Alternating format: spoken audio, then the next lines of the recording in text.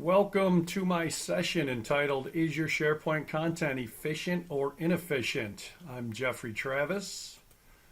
I've been working with SharePoint, various versions, for about 9+ years, and I've been doing portals for over 16 years at some small companies called GE, Schlumberger, Home Depot, and Macy's. A lot of my concentration is really on knowledge management and how to ensure that your content is efficient. And this is my fourth time speaking with the guys from Collab365 at their virtual conferences. So I've done SP24, SPBiz, Collab365, and now the Collab365 Summit. If you want to reach me, you can get me at jeffreytravis@hotmail.com. I do have Twitter. I don't use it a whole lot. I just see a lot of people getting in trouble with Twitter, so you're almost better not to tweet. And I'm on LinkedIn as well. You can find me out there. There's a few assumptions we need to put into place here before we really kick off the full presentation. As I go through this, the things I'll be explaining will be that essentially you have a SharePoint installation and it's on-prem intranet portal. And admin, you're going to be SharePoint Server 2013, so you can have standard or enterprise in that one as far as your licensing, and not foundation, which as of 2016, it's going away.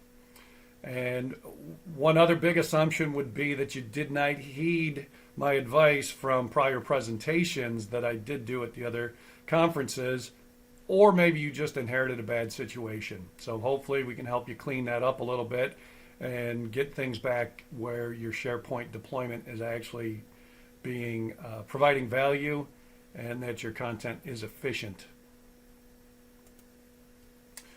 First, I want to jump up on a soapbox here and tell you that SharePoint is not a cost center. A lot of companies look at it as, hey, it's something we just have to have, and we're going to have to pay some money for it. But if you leverage it as a tool or as an actual service, it can provide business value. And really what you're trying to do is make your associates, your employees, more productive. So for this to come to fruition, your content must be efficient. You have to find out what their needs are. So now I can step back off the soapbox and we'll kick off a little bit more into the presentation. So first thing I need to explain is, what is content? A lot of people think that it's just documents. And for a while, because of the way SharePoint 2003 was set up, it was pretty much just a content management system, or a document management system even. So people just saw it as someplace other than the LAN to jam all their files up to. And they did it, and they kept doing it, but they did it just like the LAN. So that ended up being kind of ugly. But so your content is more than documents. It's online content, meaning this information is being held in libraries within SharePoint, and it can be a KB article where you're filling out certain fields within a form to provide information that others can consume. It could be FAQs, it could be a blog, it can be announcements. So online content, a little different than just a document being loaded up into a document library. Content is also reports, where people can click on it and then it'll go pull back information from other places. So that kind of looks like a link at that point, but we'll call it a report. Forms, links, and this can be links to anything, external areas, anything like that. These are content that are going to help your people be more efficient. Video, images, web parts themselves can be looked at as content because they're holding other information. RSS feeds, if people are even really still using them, but RSS feed kind of falls into the web part piece because that's what they get served up into, would be into a web part. So again, just letting you know that content is more than just documents being loaded up into your SharePoint deployment. So I figured this is my fourth one. We're going to make it a little bit more exciting. We're going to have a game. It's going to be a game show, and it's called Efficient or Inefficient. So we're going to go through, going to pose some scenarios, and we're going to try to decide, is that efficient or inefficient, and then we'll explain how it could be efficient, and then go into some of the benefits. So get ready for game time. If you want to, in the chat room, if you want to track what you're doing, you can put an E or an I as the scenario comes up, and then you can track it at the end. We have a little bit of a scoring system. So the first one, efficient or inefficient? We keep all content forever. So do you ever get rid of anything? Do you archive anything? So we're posing it. We keep all content forever. Efficient or inefficient? It's inefficient. So how to be efficient? You have to prevent bloat, meaning you can't just always keep everything that people load up into your document libraries or any other content that's put out there. You just can't keep everything. I mean, if you moved into a house and you never threw out any of your trash and you were a hoarder, it's going to get impossible to find anything in your house, and it's just going to become disgusting. So, you want to get away from that. So prevent bloat. So one of the things you might have to do now is conduct a content inventory. You have to see what you have, and then you got to start trimming things off, throwing stuff out, almost as if you were going to move from one house to another. You'd be doing the same thing.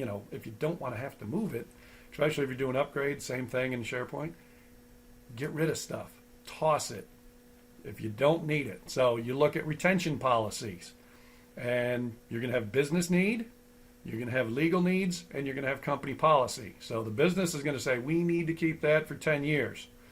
Company policy is going to say, you need to keep that for 7. And then legal is going to come in and trump all of that, and they're going to sit there and say 3 years, and then you need to get it gone. And SharePoint can do that for you. If you set it up properly and you use some of your retention policies and tie it in, you can make sure that SharePoint is self-cleansing, we'll call it. So when you're doing these content inventories and you see what you have, you also have to look at your content update or add frequency, or what I call churn. Is this information coming in daily? Is it coming in weekly, monthly, yearly? And then with that, you also see how long do you need to keep it with your retention policies. And you can start calculating what's your growth pattern going to be. And there's nothing wrong with having all this stuff, but search isn't going to work well. People aren't going to be able to find things that easy. They're not going to be efficient. So that's why you want to keep things cleaned up, just like your house. You don't want to keep everything you ever have. That package of Oreo cookies, you ate all the cookies, but now you got the package hanging around. You need to get rid of it. And then you should use versioning and publishing as well. I mean, these are things that are built right in. The one thing you don't want to do is be naming your files like you did on the LAN, so you knew what version you were on. So name a file, V4, V5, V6. You don't want to do that, because then they all end up coming back in your search results, as opposed to if you use versioning, then you should hopefully only be seeing the most recent version of that file that's been published. So your benefits: employees find content quicker. Now I'm going to tell you right now, pretty much that's the benefit to every one we're going to go over today. But less irrelevant content to wade through, or for search to crawl and provide more relevant results. So when somebody does search, they're going to get better results, and they expect that. Google or Bing has sat there and really set the bar up there that when people do a search, they're expecting to find what they want, what they need, not other stuff. Plus, your other benefit in this one is you remove e-discovery concerns. And if you want to be your legal team to be a fan of yours, then make sure you're doing this, cleaning up content, so that if there is a need for e-discovery, if it's 3 years, and that's as long as you're supposed to keep it, then you should only keep it for 3 years and then get rid of it. If you keep it for one beyond, just 1 day, then it could be discovered. And if it's not supposed to be there, legal team's going to be like, why did you still have that? So use SharePoint for what it can do. Okay. Back to the game show. Efficient or inefficient? We do not use metadata. It is too difficult for our end users to understand and takes too long. Can't tell you how many times I've heard this one. And really, if metadata is done right, it should be pretty easy for your end users. And sometimes you may have to explain the why to them. Why do we tag it? You can go and tell them, here's why you tag it. Makes your search results more relevant. So if we look at this again, we do not use metadata. It's too difficult for our end users to understand. It takes too long. Is that efficient or inefficient? Inefficient. So how to be efficient? At least you need to establish some top level metadata that you're going to be able to put onto the majority of your content. So values such as business function, some people call them business functions, some call them business area. There's different names for it, but HR, finance, sales, things like that. So you're tagging your information so you know that it kind of fits in a certain area. And then you can start looking at types of document that are out there. So is it a report?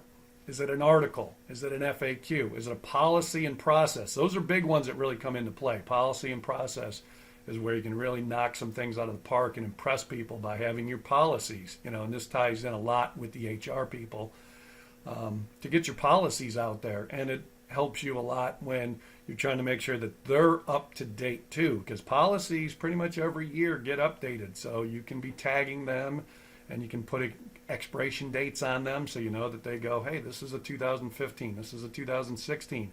So when people go out there to consume them, they know that they're getting valid information handed back to them from your portal. So now in SharePoint, these can be maintained in something called the Managed Metadata Service or the term store. Those kind of get used back and forth.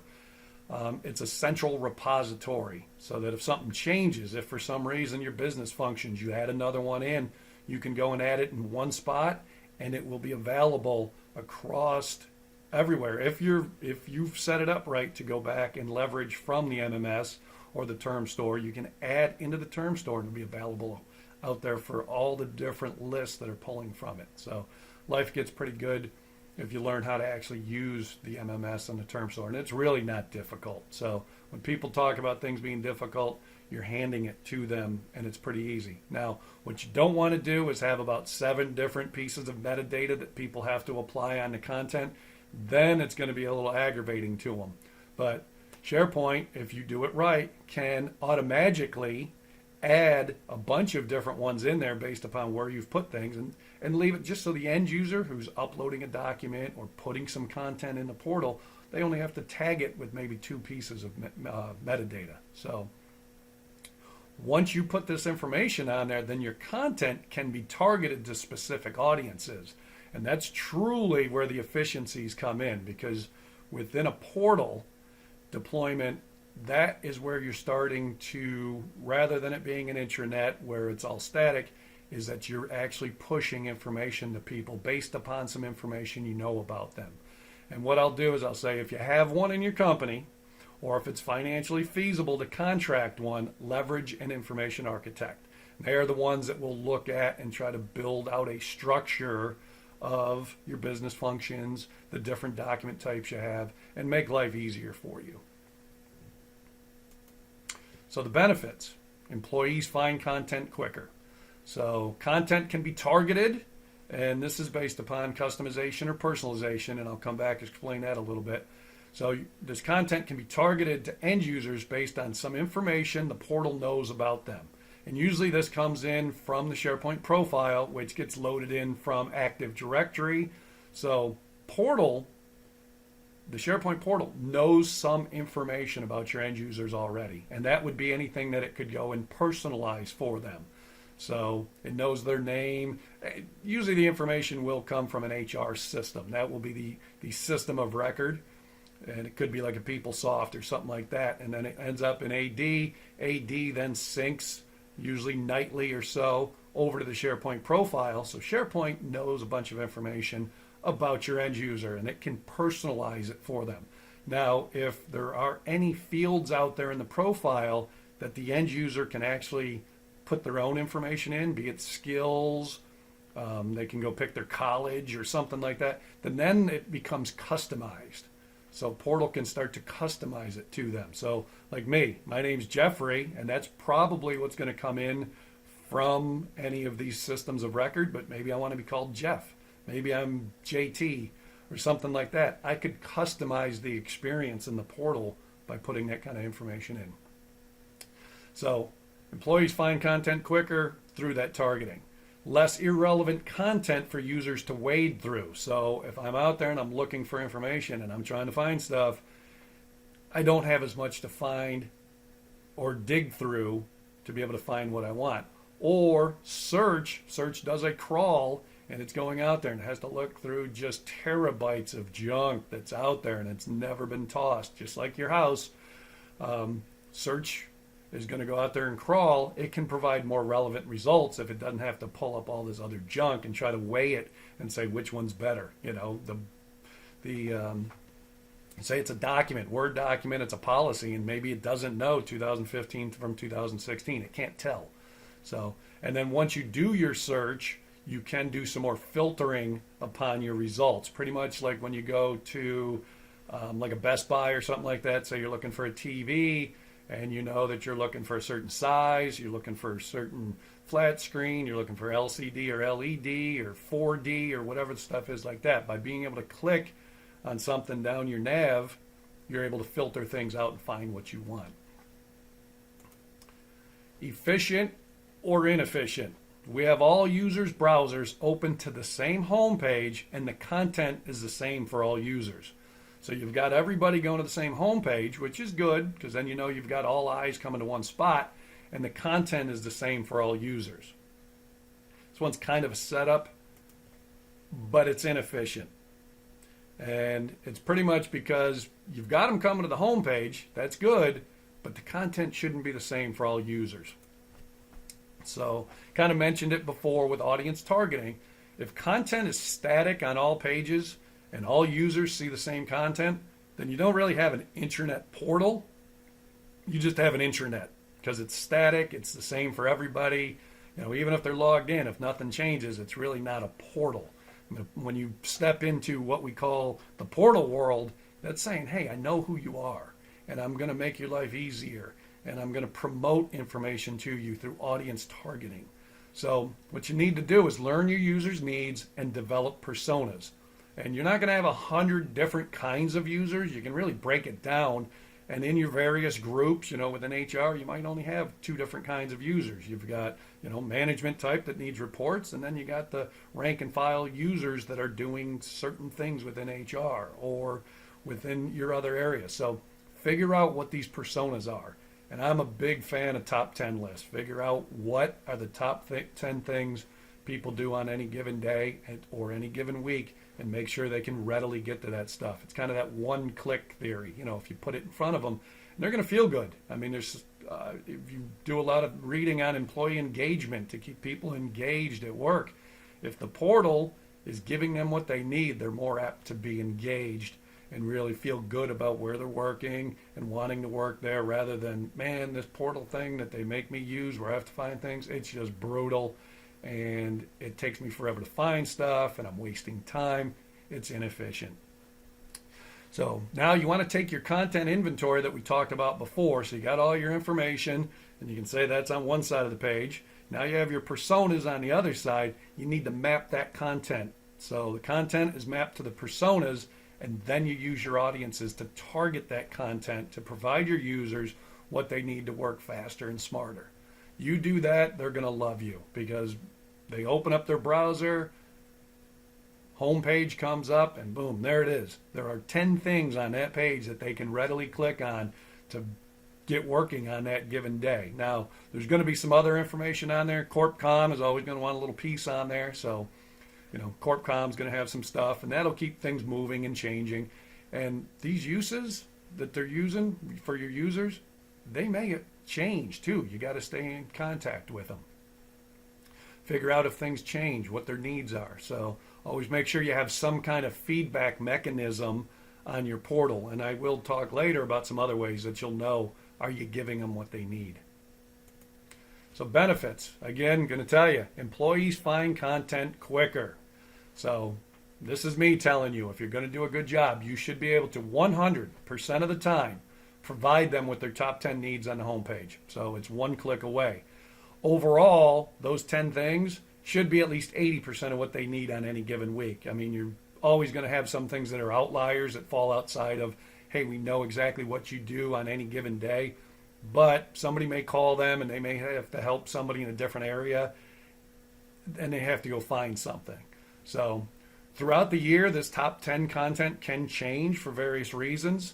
So you may be looking and say, okay, yearly reviews are coming up, and you know that they always come in January. So leading up to January and through January maybe, you're having a link out there to the yearly review application or form or whatever it is that you do your yearly reviews on. Because you know that, hey, we've got this one open window of a month to do these yearly reviews. So you provide the link to it. Now, for the other 11 months out of the year, it doesn't need to be there. They can still get to it other ways by going to the HR page or whatever, but provide it to them at that time. And they'll be like, wow, I can one click get to my yearly review. Other stuff, required training. Maybe you have stuff that has to be done every year that people need to sign off on. Promote that up. Audience target to the ones that need it. So the training could be different. You know, Group A may need certain training. Group B may need other training. Promote it to them that way. Give them the link to that. They will love you for this.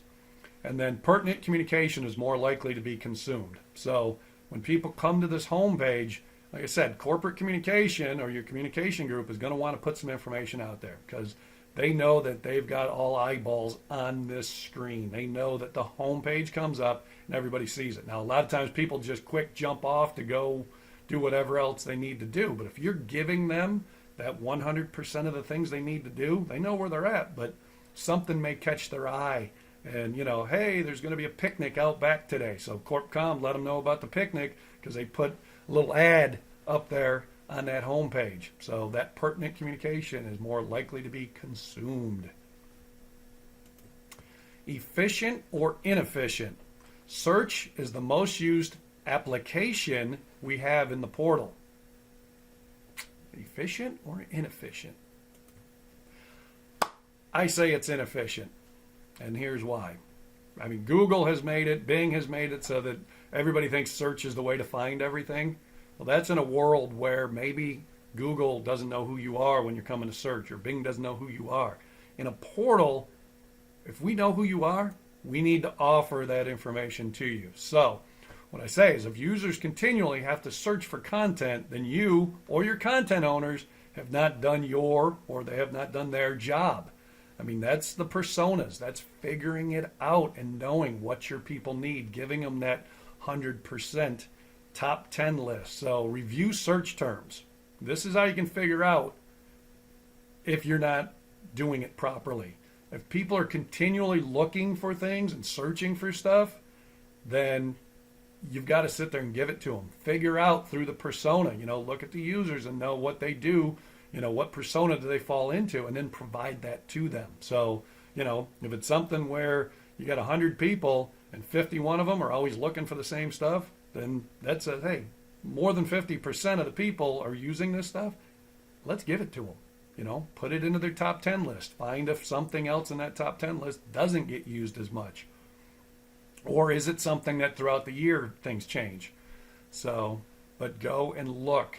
You can see these search terms within SharePoint and figure out what's being searched on. So if they're always having to search for it, it means you're not giving it to them. And then, I've mentioned this before, suggest to have a link to portal feedback. So somewhere it can be reviewed and give your end users a voice. So you're looking at your search terms, you're looking at what they're filling out, maybe even help desk tickets. I mean, if your team is the support team and you're supporting your content, figure out what kind of support questions are being asked or anything. Hey, where is, if everything's going to the help desk, maybe you can get the help desk tickets too to figure out what are people calling for, what aren't they finding, what are they having problems with. So you just want to make life easy, provide it to them, let them be efficient. Plus, the other thing is the drive-by and the phone call. Those are the things you're trying to not have happen. So the drive-by is sitting in your cube, all of a sudden somebody is lurking over your shoulder and, something's coming. They're going to ask you about portal. Hey, Jeff, where is? And you're like, okay. And a lot of times that doesn't get tracked. But by the time you get 3, 4, or 100 people coming by your desk, you're going to sit there and say, I need to provide them that content. I need to make sure that's out there on their homepage so that they're not showing up lurking over my shoulder. Benefits, like I said, always employees find content quicker. Again, provide that top 10 needs on the homepage. And note, a portal is never done. You may sit there and say, hey, we just rolled out portal. It's not like a house Well, it's kind of like a house. Nothing's ever done. You always have to keep cutting the grass. You have to paint the walls every so often. You got to vacuum and do things like that. So portal's never really done. It's continual improvement, and it's usually due to change. Maybe applications have changed. Maybe they're using different apps. They got to change your links, but you got to keep up with it, and you can do that by having open forums with your end users, asking questions, making sure they have that feedback so they can do it. Checking your tickets, checking what phone calls, the drive-bys, anything like that. So just make sure, stay up to date. Don't let it get stale. Efficient or inefficient? In search, we use search query suggestions, or what they call type ahead, and query rules, formerly known as best bets, so users can readily find the content they need. Sounds good. You're giving them what they need. You're letting them, as they're typing in, it's kind of filling it in for them. Query rules, when they do a search, things are being top listed. The best bets are ending up at the top. So is this efficient or inefficient? Kind of a trick question. It's inefficient. Essentially, if you know what they want, give it to them. So let's read that again slowly. We use search query suggestions, type ahead, and query rules, formerly known as best bets, so users can readily find the content they need. Well, they're finding it. That's kind of the problem, is they have to search for it. Their hands actually have to go onto the keyboard and type in a word. Now, yeah, it's typing ahead for them. And once it's in, the query rule's popping it up to the top, but what have we just had to do? We've had to type. Well, maybe we even had to click in the search box. We had to type. We had to hit enter. Then we had to look at the query rules. Then we had to click. And then it takes us to the content that hopefully we want. But although that sounds good, and they're nice, and they have a place in SharePoint, if you take the time to go out there and configure these things so that there is type ahead and there are query rules, why not just take a way to promote that content to the proper users? Again, look at your personas. So if you see people always typing in the same thing, and you're like, well, we got it so they can easily type it in, and when the results come and it's at the top, no, give it to them. If it's truly something they need, give it to them. And that's being efficient. That's giving them what they want. And they may never come and tell you about this. This may never hit a phone call. This may never hit a drive-by. It may not hit any of them. I had a boss back in the day that, and this is a little bit off of this, but every time we tried to tell him to go to a website, he wouldn't type it in the address bar. He actually would type it into Google, type it in, and then find it in the search results. And it's just, the inefficiency baffled me. This was a CTO, supposed to be technology savvy, but it wasn't really happening too well in that case, and nobody was going to tell him, hey, just type in the URL bar. So, you want to be efficient. Give them the link, let them click on it. Benefits. Once again, employees find content quicker. Top 10 needs on their homepage. And end users will be impressed if something they continually search for one day shows up on their homepage. So all these people are out there searching. It comes up, and you're looking through your reports on search, and you're going, wow, they're always looking for application A. Next thing you know, application A is now on the homepage, and they can click it. You may even want to put that in some kind of communication out there to them. Hey, we've been listening to you. We've seen that you're all searching for this. So now it's on the homepage. Let them know. Sell it. Evangelize SharePoint and what it can do for them. They'll love you for it. Efficient or inefficient? We use multiple vanity URLs so users can easily find sites and applications. Now, vanity URLs these work okay in the internet world when people are trying to sell you things, and you're driving down the street and it's a billboard and you're looking at it and they have some catchy name up there so you'll remember it, and hopefully you don't try to type it in while you're driving, but you can do it when you get to work or get home or something like that. But I've always thought within an intranet and a portal setting that vanity URLs aren't good. So let's click. They're inefficient. I kind of tipped that one off because I said not good. So why are they inefficient? They're inefficient because people have to remember them.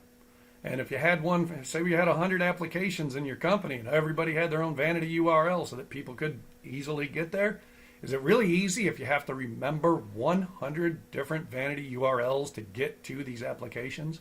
No, it's not. Because they also then have to put hands on keyboards and type it in. If you know what they want, give it to them. So, how to be efficient. Vanity URLs, although they appear to be easier for end users to locate sites and applications, take more work for the end user. If you know your user's needs, readily provide that link to them. So you know, hey, this persona uses these 4 applications. Just have a link. Click. That's it. One click and it goes to the application rather than, oh, that's right, it was called Application Finance 2016 because they update it every year, so then they throw something else within the vanity URL to make it easy. It's not. If they have to remember it, if they have to type it, it's not efficient. So benefits, employees find content quicker. It only takes one click. Users don't have to remember the URL. Users don't have to type the URL.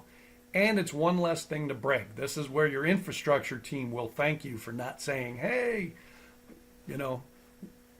let's get some vanity URLs set up out there. You go asking your infrastructure team to set this up, it's one more piece that's going to break within your SharePoint deployment. So, and one less thing, when you go to upgrade, it's, again, just more things that have to be tested, more things you have to sit there and configure when you move and go from a 2013 to a 2016 or whatever. And from what I've read, I don't even know if it's possible within the cloud. It could be, but it's definitely going to be much more difficult within the cloud. So again, give them one click. That's it. Provide it to them. Okay, so at this point, we're going to wrap it up with some scoring, and we're going to look at the scoring. So if you kept track of how many you got right, how many you got wrong, if you got all 6 right, you're an MVP. Employees love your portal. You're doing it right. Way to go. If you got 5 right, you're an all-star. Keep pushing. You're getting there. That's good. 5's good. All-star's good stuff. 3 to 4, going to call you a free agent. Need to do some more work. Figure out more about those personas, who needs what. Start reviewing your information that's out there as far as your search results or anything like that.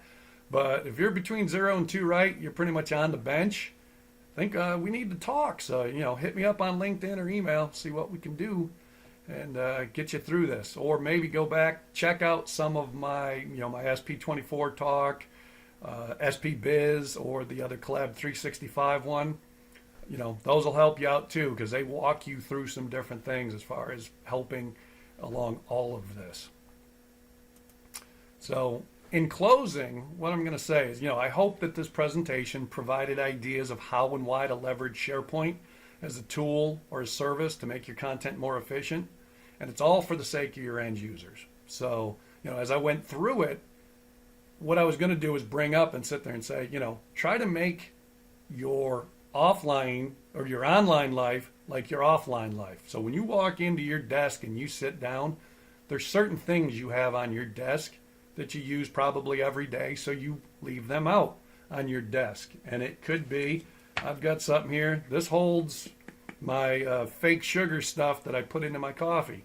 I have a cup of coffee every day, so that's one of my top 10 things. So within it, I keep that stuff. That's on top of the desk.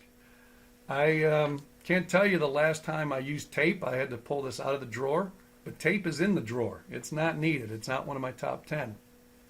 Now, when you're at home, you do the same thing. I mean, who doesn't have this? And this never goes in a drawer. This is always the closest thing to you. You're sitting around watching TV. The remote is very close. So your offline life is what you're trying to do with your online life for your end users. So make life easier.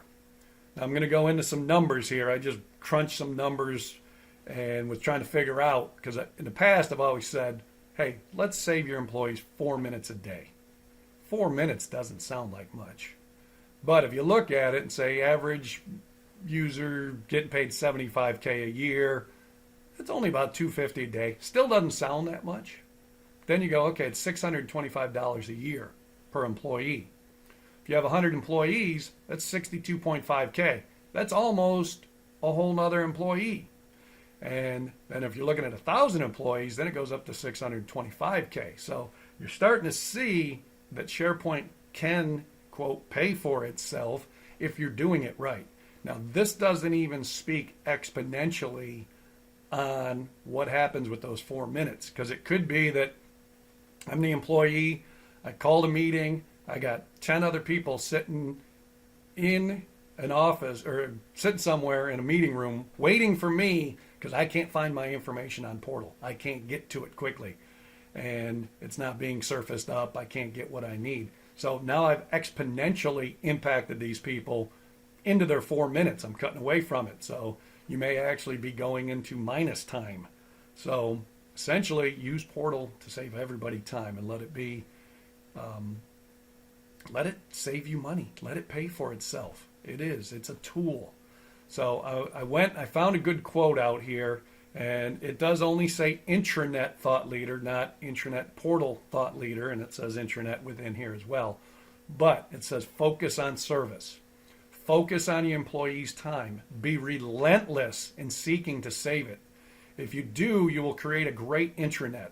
It's as simple and as difficult as that. Why is it so difficult? Because we humans care most about our own time. We find it extremely difficult to serve and focus on saving other people's time. Your job as the ones that are putting the information into SharePoint and being content owners and stewards of content, it's up to you to sit there and try to help save their time. And then you will have all sorts of efficiencies within your company, and SharePoint will be looked at in a high regard by your employees because it's actually helping them. So appreciate you guys watching my presentation, my session here. I always have fun doing these, and I hope you're actually able to go and implement some of this information. And right now, like we always close, it's SharePoint by day and it's usually SharePint by night. So you guys have a good day.